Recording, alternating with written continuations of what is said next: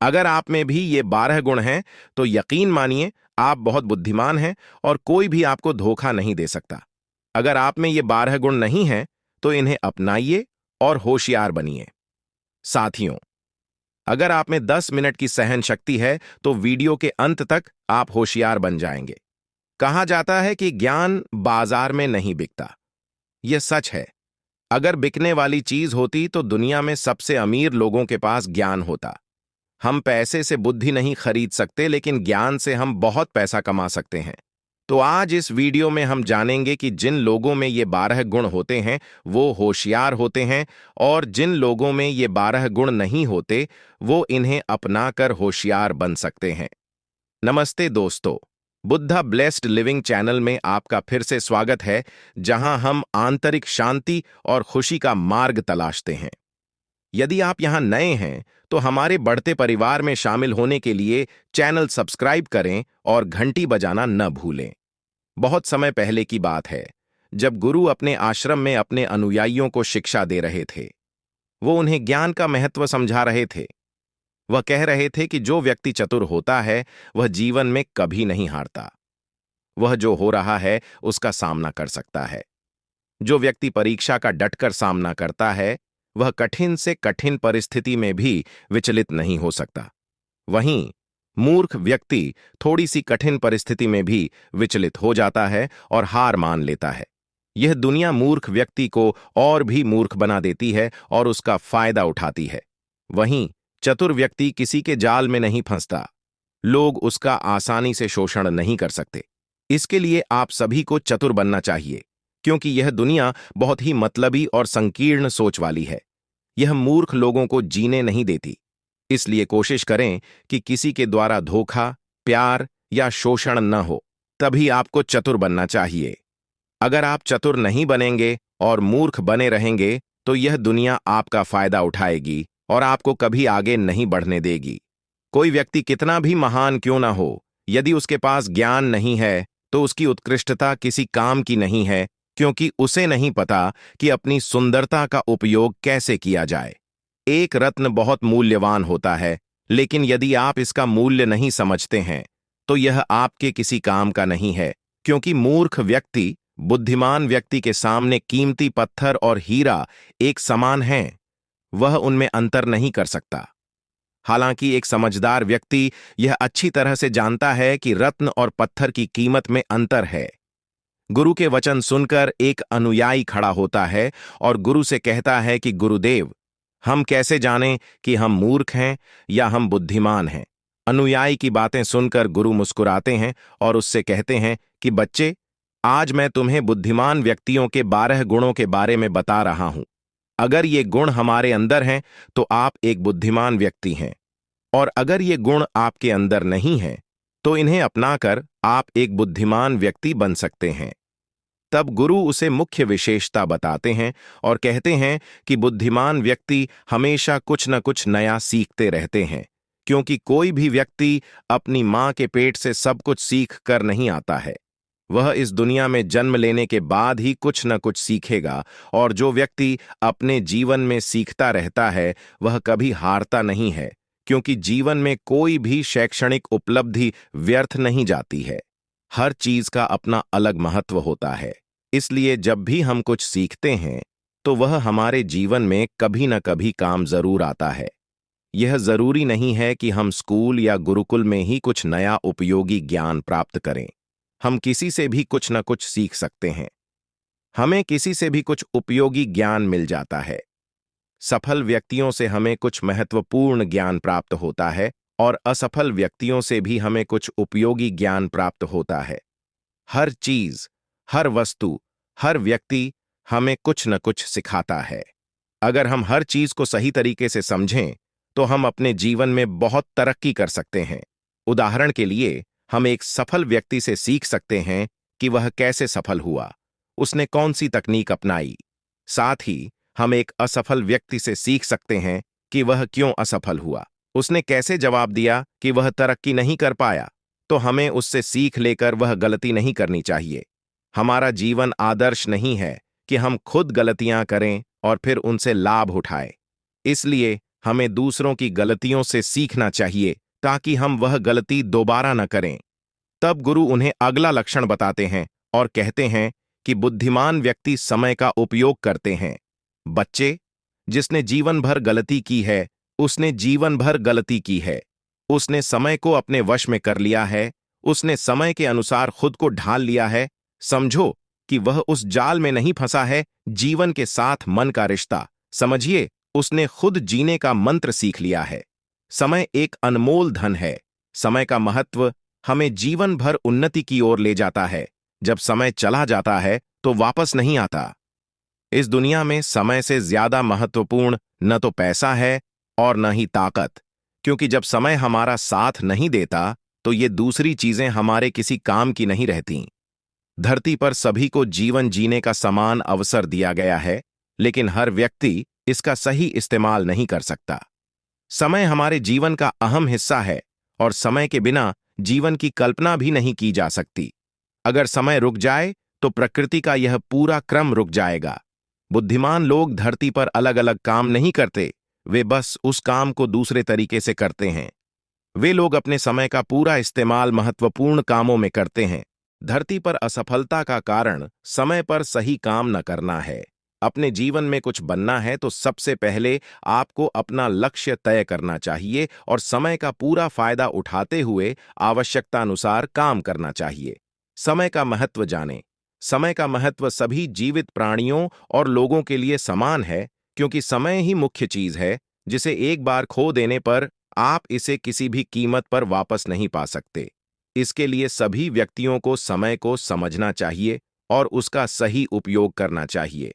हम सभी जानते हैं कि समय ही प्रगति का मार्ग है, लेकिन हमारे जीवन का परिणाम इस बात पर निर्भर करता है कि हम अपने समय का कैसे उपयोग करते हैं। समय बिना किसी का इंतजार किए अपनी गति से चलता रहता है, चाहे वह राजा हो या फकीर। समय कभी किसी का इंतजार नहीं करता। हम सभी को अपने समय का सही उपयोग करना चाहिए और समय के अनुसार अपने सभी कार्यों को पूरा करना चाहिए। बेवकूफी करना जीवन को बर्बाद करने के समान है। फिर उस बिंदु पर गुरु तीसरे लक्षण को बताते हैं और कहते हैं कि बुद्धिमान व्यक्ति अकेले रहना पसंद करते हैं, क्योंकि उन्हें पता है कि अकेले रहना मूर्ख और निराशावादी लोगों के बीच रहने से बेहतर है। जो लोग अकेले रहते हैं उनमें कई विशेषताएं होती हैं। देखो बच्चों, प्रत्येक व्यक्ति में कुछ विशेषताएं होती हैं, लेकिन हम उन विशेषताओं से तभी अवगत होते हैं जब हम अकेले रहते हैं और खुद के साथ समय बिताते हैं। हमें उनके जैसा बनना चाहिए, लेकिन जो व्यक्ति अकेले रहता है उस पर किसी का कोई प्रभाव नहीं पड़ता और वह वही करता है जो उसे अच्छा लगता है। जो व्यक्ति अकेले रहता है वह अपने फैसले खुद लेता है, और जो लोग समूह में रहते हैं वह दूसरों से पूछकर फैसले लेते हैं, जो कई बार गलत भी हो सकते हैं। जब हम किसी से कुछ पूछते हैं तो हमारे सामने कई चीजें आती हैं, और कई बार उन चीजों पर ध्यान देने के बाद हमारे अंदर निराशा भी आ जाती है। जैसे इस व्यक्ति में यह गुण है, मुझ में ऐसा क्यों नहीं है, उसने ऐसा किया, मेरे साथ ऐसा क्यों नहीं हो रहा है, और यही सोचकर हमारा दिमाग दुखी रहता है। जबकि अकेला व्यक्ति अपने द्वारा लिए गए फैसले से खुश रहता है, क्योंकि उसे यह बताने वाला कोई नहीं होता कि वह क्या कर सकता है, उसके साथ क्या होगा और क्या नहीं होगा। जो व्यक्ति अकेले रहता है वह अपने बारे में अच्छे से जान सकता है, वह अपनी जिम्मेदारियों को अच्छे से निभा सकता है, क्योंकि उसके आसपास उसे व्यस्त रखने वाला कोई नहीं होता। जो व्यक्ति अकेले रहता है वह कभी किसी काम के लिए दूसरों पर निर्भर नहीं रहता, वह अपनी जिम्मेदारियों को खुद ही निभाता है, जिससे उसकी सभी चिंताएं दूर हो जाती हैं। काम भी समय पर पूरा हो जाता है, क्योंकि उन्हें अच्छी तरह पता होता है कि यह दुनिया स्वार्थी है। अगर हम किसी से थोड़ी सी भी मदद लेंगे तो सामने वाला हमें हमेशा मूर्ख ही समझेगा, इसलिए वे कभी किसी की स्वीकृति नहीं लेते। तब गुरु चौथे लक्षण का अर्थ समझाते हुए कहते हैं कि होशियार लोग आमतौर पर कम बोलते हैं। कम बोलने का मतलब यह नहीं है कि आपको बिल्कुल भी बात नहीं करनी चाहिए। कम बोलने का मतलब है कि आपको उतना ही बोलना चाहिए जितना जरूरी है। होशियार लोग ज्यादा सुनते हैं और कम बोलते हैं। वे उतना ही बोलते हैं जितना जरूरी है। वे चुपचाप बैठते हैं और सामने वाले की बातों को ध्यान से सुनते हैं और फिर उसी तरह उसका जवाब देते हैं। जब हम किसी बात पर ध्यान देते हैं तो हमें उससे कुछ नई बातें सीखने को मिलती हैं, जबकि मूर्ख लोग बिना किसी बहाने के बकते रहते हैं। वे सामने वाले की बात सुनने के बजाय अपनी बातें कहने में ज्यादा भरोसा करते हैं, जिसकी वजह से वे सामने वाले से कुछ नया हासिल नहीं कर पाते। कम बोलने वाला व्यक्ति कभी किसी से झगड़ा नहीं करता। वह किसी के साथ मिलजुल कर नहीं रहता, इसलिए वह चुपचाप वहां से चला जाता है। मूर्ख व्यक्ति अधिक बहस करने लगता है और फिर इस बहस में वह कुछ ऐसा कह देता है जो उसे नहीं कहना चाहिए था, और फिर वह अपनी परेशानी का कारण बन जाता है। बुद्धिमान व्यक्ति उतना ही बोलते हैं जितना जरूरी और उचित होता है। वे कम शब्दों में अपनी बात पूरी कर देते हैं ताकि उनके सामने वाला व्यक्ति उनकी बात को ज्यादा ध्यान से सुन सके। मूर्ख व्यक्ति बार बार एक ही बात बोलता रहता है, इसलिए लोग उसकी बात पर ध्यान नहीं देते और न ही उसकी बात पर ध्यान देना पसंद करते हैं। शब्द वह हथियार हैं जिससे हम लोगों को अपनी ओर आकर्षित करते हैं। शब्दों से खेलकर हम किसी को भी जीत सकते हैं और यह कला बुद्धिमान लोगों में बहुत अच्छी तरह से होती है। फिर गुरु पांचवां लक्षण बताते हैं और कहते हैं कि बुद्धिमान लोग अपने मन की बात किसी को नहीं बताते, क्योंकि वे अच्छी तरह जानते हैं कि जो व्यक्ति आज हमारा मित्र है वह कल हमारा शत्रु बन सकता है। इसलिए वे अपनी बातें, अपनी कमियां, अपने परिवार की बातें किसी को नहीं बताते। मूर्ख व्यक्ति अपने मन की बात, अपने परिवार की बातें और ऐसी बातें जो गुप्त रखनी चाहिए वो अपने दोस्तों, पड़ोसियों और परिवार के सदस्यों को बता देते हैं, और फिर जब बुरा समय आता है तो वो धोखेबाजी के शिकार बन जाते हैं और फिर वो दूसरों को इसके लिए दोषी ठहराते रहते हैं, हालांकि उन्होंने खुद उन्हें मौका दिया होता है। हालांकि बुद्धिमान व्यक्ति कभी भी अपनी कमियों को दूसरों के सामने उजागर नहीं करते, क्योंकि वो जानते हैं कि वो क्या कर रहे हैं। यह अच्छी बात है कि लोग हमारी कमियों का कभी भी फायदा उठा सकते हैं, क्योंकि यह दुनिया बहुत संकीर्ण सोच वाली है। यहाँ लोग एक दूसरे की कमियों का फायदा उठाते रहते हैं। लोग मदद कम करते हैं और गुमराह ज्यादा करते हैं। ऐसे बहुत कम लोग हैं जो दूसरों की कमियों और लाचारी को जानने के बाद उसका फायदा नहीं उठाते। तब मास्टर छठे लक्षण का अर्थ समझाते हैं और कहते हैं कि चतुर लोग अपने लिए एक लक्ष्य निर्धारित करते हैं। जिस तरह हम एक साथ कई कपड़े नहीं पहन सकते, उसी तरह हम एक साथ कई काम नहीं कर सकते। चतुर लोग यह बात अच्छी तरह जानते हैं कि वे एक समय में केवल एक ही कार्य कर सकते हैं। वे उस काम की मानसिकता में अपना समय बर्बाद नहीं करते हैं। वे अपने जीवन में केवल एक ही लक्ष्य रखते हैं और लगातार उसी पर काम करते रहते हैं, जिसके कारण उन्हें जल्दी ही सफलता मिल जाती है। हालांकि मूर्ख व्यक्ति कई लक्ष्य रखते हैं और फिर नतीजा यह होता है कि उनका एक भी लक्ष्य पूरा नहीं होता है, क्योंकि जब हम एक साथ कई लक्ष्यों पर काम करते हैं तो हमारा समय उन सभी के बीच समान रूप से बंट जाता है, जिसके कारण हमारा कोई भी काम पूरा नहीं होता है और फिर हम हर काम अधूरा छोड़ देते हैं। जबकि एक ही लक्ष्य रखने से हमारा पूरा ध्यान उसी पर होता है, जिसके कारण हमारा पूरा समय केवल उसी पर व्यतीत होता है और हमारा काम पूरा हो जाता है। फिर गुरु सातवें लक्षण का अर्थ समझाते हैं और कहते हैं कि बुद्धिमान व्यक्ति कभी किसी के करीब नहीं आते हैं। जो व्यक्ति खुद की तुलना दूसरों से करता है वह आमतौर पर दुखी रहता है, क्योंकि इस दुनिया में हर व्यक्ति अलग अलग है। हर किसी के पास अलग अलग तरह के गुण हैं। हर किसी के पास सोचने और समझने की अलग अलग क्षमताएं हैं और बुद्धिमान व्यक्ति इस बात को अच्छी तरह समझते हैं। हम जानते हैं कि इसीलिए वह कभी भी दूसरों से अपनी तुलना नहीं करता। जैसे आम का पौधा कई तरह के फल नहीं दे सकता, वैसे ही मनुष्य में भी कई तरह के गुण नहीं होते। हर व्यक्ति में कई तरह के गुण और प्रतिभा होती है और वह उन्हीं गुणों के अनुसार सफल होता है। लेकिन मूर्ख व्यक्ति दूसरों से अपनी तुलना करता रहता है कि उसके पास इतना बड़ा घर है, मेरे पास क्यों नहीं है? उसने ऐसा किया, मैं ऐसा क्यों नहीं कर सकता? उसने व्यापार में इतनी तरक्की की, लेकिन जब भी मैं काम करता हूं तो मुझे सिर्फ दुर्भाग्य का सामना करना पड़ता है। नकारात्मक चीजों की यह भीड़ उसे कभी सफल नहीं होने देती। दूसरों से अपनी तुलना करके वह दुखी रहता है और हमेशा अपनी आंतरिक विशेषताओं को नहीं समझ पाता कि उसके पास क्या विशेषताएं हैं। जबकि समझदार व्यक्ति कभी भी अपनी और किसी की तुलना नहीं करता। वह दूसरों को देखकर दुखी नहीं होता, बल्कि उनसे सीखकर आगे बढ़ता है और अपनी क्षमता को पहचानकर सफल होता है।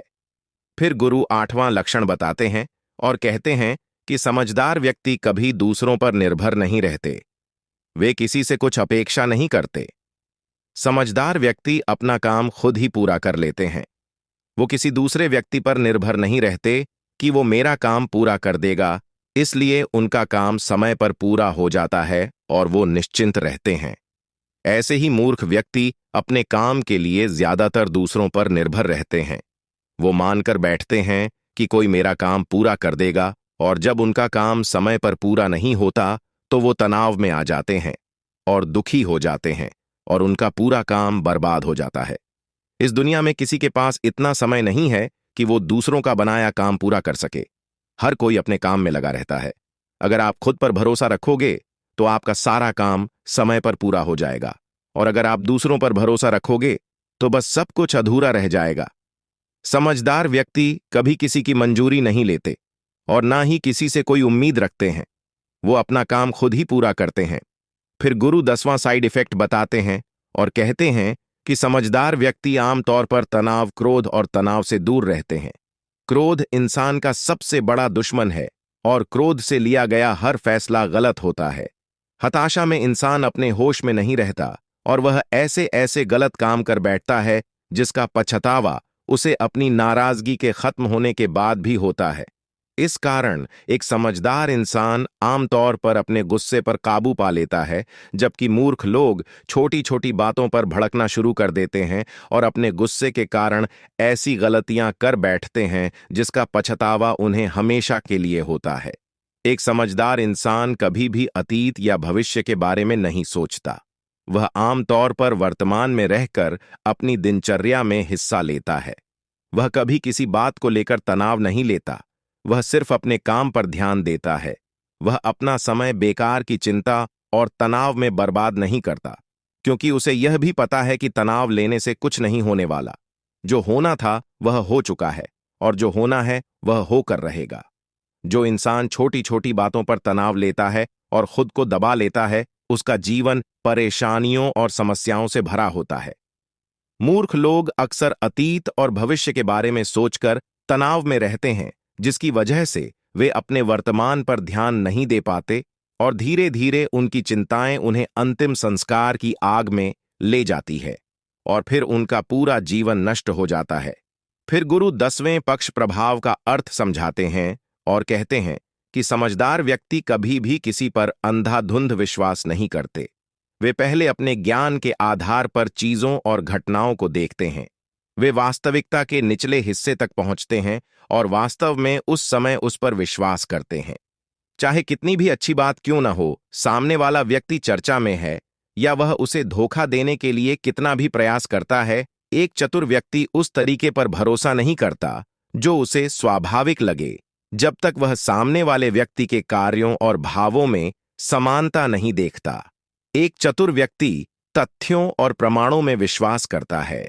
वह सिर्फ उसी पर विश्वास करता है जो वह अपनी आंखों से देखता है और अपने कानों से सुनता है। वह लोगों की बातों के बजाय अपने कार्यों पर ध्यान केंद्रित करता है। इस प्रकार कोई भी ऐसे व्यक्ति को आसानी से धोखा नहीं दे सकता। वही मूर्ख व्यक्ति किसी ऐसे तरीके पर भरोसा करता है जो किसी को भी अपने आप स्वाभाविक लगे, जिसके कारण कोई भी व्यक्ति उसे शर्मिंदा करता है और उसका शोषण करता है या यहां तक कि उसे चीजें खराब करने के लिए मजबूर करता है, उसे गुस्सा दिलाता है और उसे किसी के खिलाफ प्रभावित करता है। तब गुरु 11वां दुष्प्रभाव बताते हैं और कहते हैं, एक समझदार व्यक्ति आलस्य और आलस्य को अपने जीवन का सबसे बड़ा दुश्मन मानता है और उनसे दूर रहता है। इसलिए वह कभी भी खुद को इन आदतों के आगे नहीं झुकने देता, क्योंकि आलस्य की आदत व्यक्ति को कभी भी आगे बढ़ने नहीं देती। यह एक ऐसा असामान्य व्यवहार है जो बहुत से लोगों में पाया जाता है और उनकी सफलता का सबसे बड़ा कारण यही है। मूर्ख व्यक्ति हर काम में हमेशा आलसी रहते हैं। वे हर काम को कल पर टालते हैं, जिसकी वजह से उनका कल कभी नहीं आता, और ऐसा करके वे अपने जीवन के उस हिस्से को चैन की सांस देते हैं। जब वे जागते हैं तो वह वापस नहीं आ पाता। फिर मास्टर बरवा इसके दुष्परिणामों को समझाते हुए कहते हैं कि चतुर व्यक्ति कभी भी निराशा से हार नहीं मानते, बल्कि वे अपनी हार को ही अपना हथियार बनाते हैं और उससे लाभ उठाकर अपने काम पर लग जाते हैं। वे कभी भी अतीत की निराशाओं के सहारे नहीं जीते और न ही उनका गुणगान करते हैं, क्योंकि वे अच्छी तरह जानते हैं कि अतीत और भविष्य कभी भी उनका भरोसा नहीं खोएंगे। उन्हें बस वही मिलेगा जिसके लिए वे आज मेहनत कर रहे हैं। निराशाएं समझदार लोगों को कुछ समय के लिए दुखी कर सकती हैं, लेकिन उन्हें कभी परेशान नहीं कर सकती, क्योंकि समझदार लोग जानते हैं कि निराशा सिर्फ एक उदाहरण है जो उन्हें तरक्की से पहले मिलता है, जो उन्हें उनकी गलतियों और कमजोरियों के बारे में बताता है, जिससे वे सीख सकते हैं और अगली बार के लिए बेहतर योजना बना सकते हैं। यानी चतुर लोग निराशाओं को सीखने का एक मूल्यवान अवसर मानते हैं और इस अवसर का फायदा उठाने की कोशिश करते हैं। मूर्ख लोग अपनी निराशाओं से घबरा जाते हैं और हार मान लेते हैं, और फिर डर के मारे उस काम को वहीं छोड़ देते हैं और तरक्की से कोसों दूर रह जाते हैं। फिर उस समय गुरु एक उदाहरण के जरिए इस कहानी को समझाने की कोशिश करते हैं। कहा जाता है कि कुछ समय पहले एक राजा ने अपने पुजारी से कहा, पादरी जी, आपका क्या ख्याल है? क्या मैं यहां का सबसे समझदार व्यक्ति हूं? पादरी उनके साथ काम करता था, इसलिए उसने कहा, राजा साहब, आप क्या कह रहे हैं? आप शहर के राजा हैं, तो क्या आप सबसे ज्यादा चतुर नहीं हैं? राजा ने कहा, नहीं, सेवा करो जी। मैंने राज्य तो प्राप्त कर लिया है, लेकिन चतुराई प्राप्त नहीं हुई है। मेरे साथ खुलकर बात करो, सेवा करो। क्या मैं चतुर हूं? पादरी ने कहा, नहीं प्रभु, आप यहां के सबसे चतुर व्यक्ति नहीं हैं। यह सुनकर राजा गुस्से से भड़क गया, लेकिन वह गुस्से में नहीं आया, क्योंकि उसे पता था कि एक चतुर व्यक्ति कभी भी क्रोध नहीं करता। राजा ने अपने पादरी से कहा, पादरी, तो मुझे एक चतुर व्यक्ति बताओ। पादरी ने कहा, प्रभु, मैं चतुर नहीं हूं, लेकिन यहां बहुत से चतुर लोग हैं, लेकिन हमें उन्हें ढूंढना चाहिए। राजा ने कहा, ठीक है, उन्हें ढूंढने की क्या जरूरत है? हम यहां के राजा हैं। आपको शहर में घोषणा करनी चाहिए कि बुद्धिमान व्यक्ति हमारे राज्य में आना चाहिए। राजा उसे बुला रहा है। यह सुनकर पादरी बोला, महाराज, बुद्धिमान व्यक्ति कभी भी अपने आप को बुद्धिमान नहीं कहता, इसलिए चाहे हम इसकी सूचना क्यों न दें, हमारा महल मूर्खों से भर जाएगा, क्योंकि मूर्ख व्यक्ति ही अपने आप को बुद्धिमान कह सकता है, और वह यहां आकर अपने आप को बुद्धिमान साबित करने के लिए तरह तरह की बकवास करता है। वह बड़बड़ाता है, इसके लिए हमें कोई दूसरा रास्ता खोजना होगा। इसके बाद पादरी पूरी रात सोचता है कि रास्ता क्या हो सकता है, इसलिए वह बुद्धिमान व्यक्ति हमारे राजा के पास आता है। अगले दिन पादरी राजा के पास जाता है और कहता है कि राजा साहब, मेरे पास आपके लिए एक बढ़िया तरकीब है। अगर हम यह तरकीब अपनाते हैं तो बहुत जल्द ही वह बुद्धिमान व्यक्ति हमारे पास आएगा और हम उसे पकड़ लेंगे। राजा ने कहा, ठीक है, मुझे रास्ता बताओ। पादरी ने कहा कि हम पूरे शहर में एक बड़ी घोषणा करेंगे कि जो कोई भी आकर हमें ऐसी कोई बात बताएगा जिसके बारे में हमारे राजा ने कभी नहीं सुना, हम उसे 2000 सोने के सिक्के देंगे। यह सुनकर राजा को कुछ आश्चर्य हुआ। राजा ने कहा कि सेवक जी, क्या आप मानते हैं कि हमें गरीब हो जाना चाहिए? ऐसी बहुत सी बातें हैं जो हमने नहीं सुनी हैं, और अगर कोई आकर हमें ये बातें बता दे तो हम उसे 2000 स्वर्ण मुद्राएं दे दें, और वह व्यक्ति बुद्धिमान कैसे हो सकता है? पादरी ने कहा कि कोई बात नहीं राजा साहब, ऐसा करने का भी एक तरीका है। यही तरीका है कि अगर कोई हमें कोई नई बात बताए तो हम कहेंगे कि हमने यह बात पहले ही सुन ली है, और अगर हम इतना कह दें तो हमें 1000 स्वर्ण मुद्राएं देने की जरूरत नहीं पड़ेगी। लेकिन एक समझदार आदमी हमारे सामने एक भी नई बात नहीं कहेगा, बल्कि उसे सिक्के पाने के लिए ऐसा तरीका अपनाना चाहिए कि हमारे पास कोई दूसरा रास्ता न बचे और हम उसे 1000 स्वर्ण मुद्राएं दे दें। अगर ऐसा आदमी हमारे सामने आए तो हम उसे पकड़ लेंगे, क्योंकि वह आदमी बुद्धिमान होगा। राजा ने पूरे राज्य में मुनादी करवा दी। तब बहुत से लोग आकर राजा को नई नई बातें बताने लगे। सारी बातें सुनकर राजा कहता है कि भाई, यह बात मैंने सुनी है, अब लोगों ने यह बात कह दी है। अलग अलग लोगों से भी आने लगे, क्योंकि 2000 स्वर्ण मुद्राओं के लालच में कई लोगों ने अलग अलग बातें बताईं। किसी ने बहुत पुरानी बात बताई तो किसी ने बहुत अवास्तविक बात बताई। लेकिन सब कुछ सुनकर राजा कहता है कि मैंने यह बात मुश्किल से 1 साल पहले सुनी है, मैंने यह बात अपने पिताजी से सुनी है। ऐसा करते हुए कई लोग आए और हर बार वे आते रहे। उस व्यक्ति की बात सुनकर राजा कहता है कि मैंने यह सुना है। कुछ दिनों के बाद राजा के दरबार में एक पुजारी आता है और कहता है, राजा साहब, आप मुझसे कोई नई बात कहते हैं और यहां स्वर्ण मुद्राएं लाते हैं। साधु ने कहा, ठीक है, हम उस व्यक्ति को सोने के सिक्के देते हैं जो हमें कुछ नया बताता है, लेकिन वह चीज ऐसी होनी चाहिए जिसके बारे में हमने पहले कभी नहीं सुना हो। साधु ने कहा, ठीक है राजा साहब, मैंने यह बात अपने दादाजी से सुनी थी। मेरे दादाजी मुझे बताया करते थे कि हमारे महान दादाजी के पास बहुत धन था और आपके महान दादा पृथ्वी सिंह यहां के राजा थे। लेकिन जब कुछ ऐसा हुआ जिसके बारे में शायद आपको पता नहीं होगा। सिंह जी, जब वो यहां के राजा थे उस समय हमारे शहर में भूखमरी थी। लोग बहुत कष्ट झेल रहे थे और राज्य में पैसों की कमी थी। और मेरे परदादा के पास बहुत धन था और आपके परदादा ने मेरे परदादा से 3000 सोने के सिक्के लिए थे। मेरे परदादा हमेशा कहा करते थे कि अगर पृथ्वी सिंह जी ने मेरे पिताजी को 3000 सोने के सिक्के लौटा दिए होते तो हम कभी करीब नहीं आ पाते। अब देखिए राजा साहब, मेरे परदादा ने आपके दादा की मदद की थी।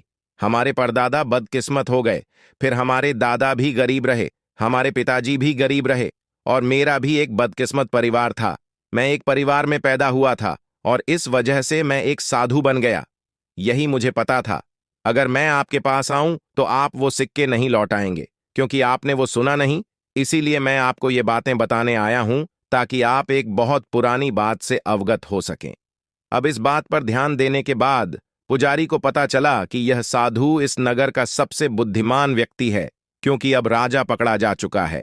अब अगर राजा कहे कि मैंने यह बात नहीं सुनी तो शर्त के अनुसार उसे उस आदमी को 2000 स्वर्ण मुद्राएं देनी होंगी, क्योंकि राजा ने एक बड़ी घोषणा की थी कि मुझे कुछ नया बताओ। और अगर राजा कहे कि मैंने यह बात पहले सुनी है तो उसे 3000 स्वर्ण मुद्राएं वापस करनी होंगी।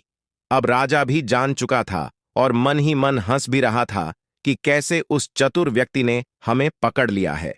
उसके बाद राजा उस साधु के चरणों में गिर पड़ा और बोला कि साधु बाबा, हमें देखना है कि हमारे नगर में सबसे बुद्धिमान व्यक्ति कौन है। मेरे और पुजारी के बीच में शर्त लगी थी कि अगर हमारे नगर में कोई ऐसा व्यक्ति है जो मुझसे भी अधिक बुद्धिमान है तो हम उस चतुर व्यक्ति को पकड़ लेंगे, और देखो, हमने तुम्हें पकड़ लिया है। उसके बाद साधु को भी सारी बात पता चल गई। साधु ने कहा कि महाराज, मुझे तो बस इस अपराधी को खत्म करना था। जब मुझे पता चला कि आप सिक्के बांट रहे हैं तो पूरे शहर में भीड़ लग गई। सभी लोग अपना काम छोड़कर इस काम में लग गए। अब देखिए, ऐसा कब तक चलेगा? अगर वे अपना काम छोड़कर इसी तरह काम करते रहे तो हमारे राज्य का क्या होगा? मुझे तो बस इस काम को पूरा करना था। इसी उद्देश्य से मैंने यह चाल चली। उसके बाद भगवान बोले, साधु बाबा, लेकिन एक बुद्धिमान व्यक्ति कैसा होता है? उसके अंदर कौन से गुण होते हैं जो उसे बुद्धिमान बनाते हैं? उसके बाद साधु बाबा कहते हैं कि जो भी मेरी कही गई इन बातों को अपनाएगा वह बुद्धिमान व्यक्ति बनेगा। तो दोस्तों, आपको वीडियो कैसा लगा मुझे कमेंट करके जरूर बताएं कि आपको वीडियो कैसा लगा। और अगर आपने चैनल को सब्सक्राइब नहीं किया तो चैनल को जरूर सब्सक्राइब करें। धन्यवाद। नमो बुद्धाय।